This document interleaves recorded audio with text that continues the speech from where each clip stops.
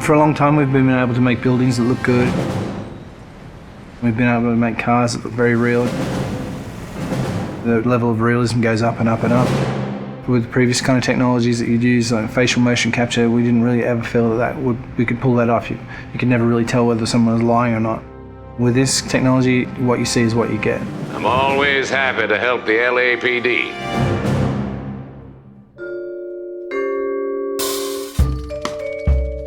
We started research on it about 5 years ago. Back then, only research groups were already doing it, this kind of 3D mesh generation from optical cameras. We thought that there might be some application for what we were doing, and this story is a detective story, so the believability of the actors' performances is key to gameplay. That's one of the key strengths of our system. We can actually see all the subtle features that animation traditional ones just can't do. Cole Phelps, traffic. What have we got? It's really acting a scene in two parts, the motion capture and then the motion scanning. The motion capture captures all the body movements and where people look, so it gives you all of the eye lines. Regulator valve. Good find. Then we'd move over to this studio where an actor would typically go into makeup in the morning and then they'd have their hair done in a 1940s hairstyle. Then they'd come into a room and sit in the seat behind me, and what the rig does is just capture a volume around them. You've got cameras not only around, but also looking upward and downward as well. So any kind of movement is going to cut out some of the information. And they deliver their lines, and as they talk, they get processed and turned into 3D. And action.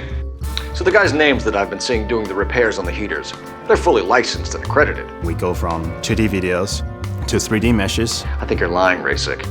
I think some of your men aren't fully licensed. To compressed versions for the game.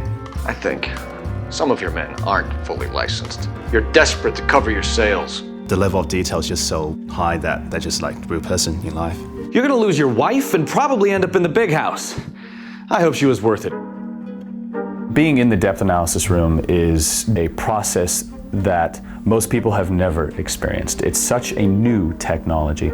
It's a constant close-up is what it is, but it's a close-up from 360 degrees. There's something pretty special about knowing that you will be recreated but in another type of form. I saw myself today. Blow it off, Cole. These artsy-fartsy types always get a little flighty. It's me. LAPD, drop the weapon! Hey, you think I'm some kind of nut job? What proof have you got? A big theme of this game is dishonesty and to detect when people are lying. You couldn't have done that in the past. Why are you lying to me, Varley? The better you are at reading people, the more things it'll reveal, and the story goes different ways if you do that. The only way you're going to get rid of me is to give me an answer. You're out of your depth here, detective, and you're asking the wrong questions of the wrong people. Having this realism really helps. You're literally talking to that person and then seeing how they behave by asking questions. Why did you kill Mrs. Terrellson?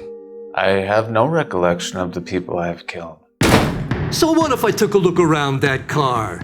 You can't be accusing me of nothing. You've got the wrong guy.